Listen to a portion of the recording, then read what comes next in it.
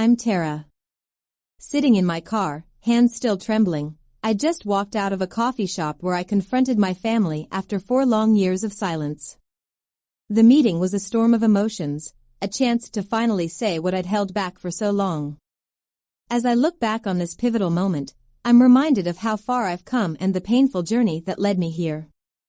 A few weeks ago, I received an email from my mother. The subject line, "We need to talk," sent a shiver down my spine. I stared at it in my inbox for 2 days before mustering the courage to open it. It was a plea for help. My older brother, Ryan, was going through a rough patch.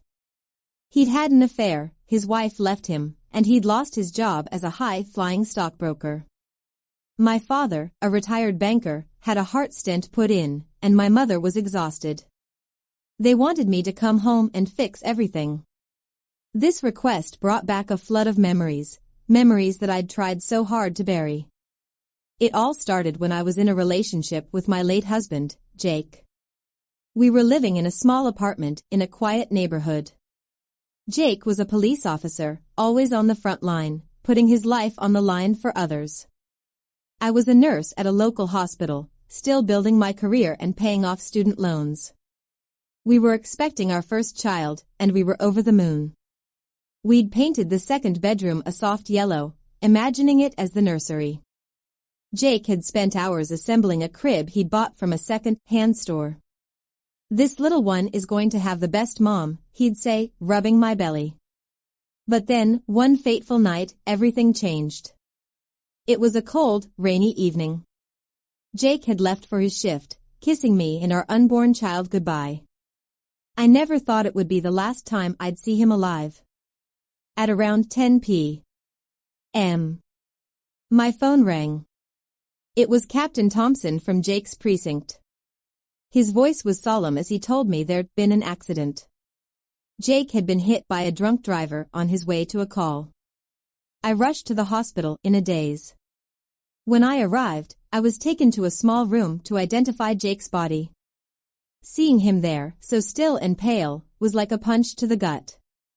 I touched his hand, and it was cold. I wanted to hold him, to tell him how sorry I was for all the little arguments we'd had, but I couldn't find the words.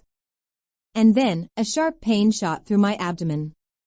I was in labor, 6 weeks early. The shock and grief had triggered my body to go into early labor. I was rushed to the labor and delivery unit. In the midst of the contractions, I called my parents. My mother answered on the 4th ring. "Mom, Jake is gone. He's dead, and I'm in labor." "I need you," I sobbed. There was a long pause, and then I heard the sound of an airport announcement in the background. "Honey, we're at the airport with Ryan. He got a big promotion, and we're going on a business trip to the Maldives. We've had it planned for months." "We can't cancel," she said calmly. I was in disbelief. I couldn't believe that in my moment of greatest need, they were choosing a trip over me. I didn't scream or beg. I just went silent. A kind nurse named Linda noticed my distress and sat by my side, holding my hand as I gave birth to our son, Ethan, alone. Ethan was premature, and he had to spend 11 days in the NICU. During that time, my parents were enjoying their trip in the Maldives. They didn't call once, and the only message I received from my mother was a text saying, "Hope you're doing okay. The Maldives is beautiful." I screenshotted that message, not knowing why at the time, but deep down, I knew I might need it as proof one day. Jake's funeral was a somber affair. His colleagues from the precinct came in full uniform, and the church was filled with friends, neighbors, and patients I'd treated at the hospital. But my family was nowhere to be seen. They were still in the Maldives, and they didn't even try to make it back for the funeral. After the funeral, I stopped answering their calls and texts. I was too hurt, too angry to talk to them. I focused on taking care of Ethan and rebuilding my life. Jake's life insurance money was enough to pay off my student loans and make a down payment on a small house. I met some amazing people during this difficult time. My neighbor, Mrs. Johnson, an 80-year-old widow, was like a mother figure to me. She'd bring me homemade cookies and offer to babysit Ethan whenever I needed. Jake's captain, Captain Thompson, would call me regularly to check on me and Ethan. He became like an uncle to Ethan. I also started seeing a therapist, Dr. Miller. She helped me understand that I'd been parentified as a child. I'd always been the one to take care of my family, especially after my mother had a back injury a few years ago.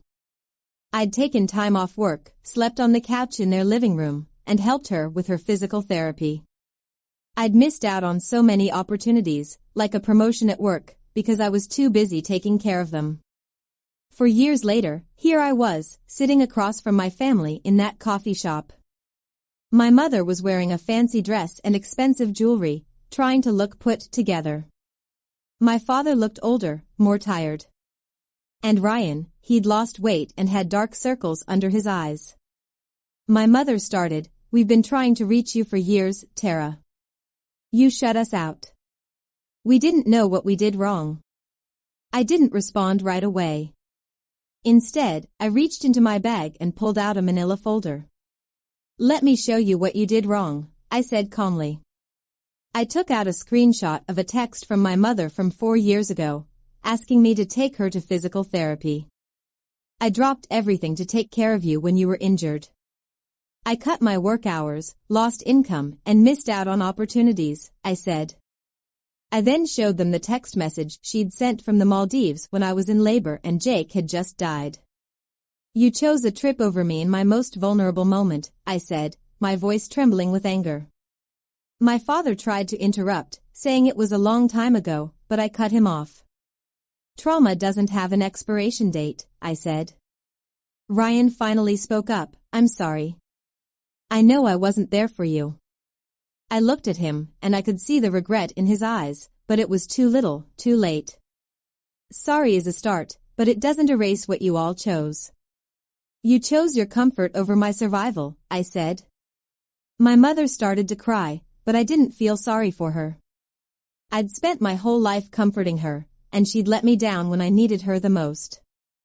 I stood up, gathered my papers, and said, "I spent years giving this family my all. I slept on your couch, took care of you when you were sick, and missed out on so much. You've used up all my love and care. I don't have anything left for people who only remember me when they need something." I walked out of the coffee shop, leaving them behind. As I sat in my car, I felt a sense of relief. I'd finally set boundaries, and I knew I'd made the right decision. 2 weeks later, I received a handwritten letter from my mother. It was full of excuses and justifications, but there was no real apology. I folded the letter and put it in a drawer, knowing that I didn't need it. This Christmas, Ethan and I had a wonderful time at home. Mrs. Johnson came over with a delicious turkey, Captain Thompson brought a police car toy for Ethan, and Linda, the nurse who'd been with me during Ethan's birth, came with a cake. We laughed, we ate, and we told stories about Jake. Ethan looked up at me and asked, "Mommy, why don't we see Grandma and Grandpa?" I knelt down to his level and said, "Some people are family by blood, but some people are family because they choose to be. The people here tonight, they're our family." He thought about it for a moment and then said, "I like our family." I pulled him into a hug and said, "Me too, baby. Me too." I used to think that love meant sacrificing everything for my family, but I've learned that real love is mutual. It's about showing up, about being there when someone needs you. I've built a new family, a family that loves and supports me, and I finally understand what family really means.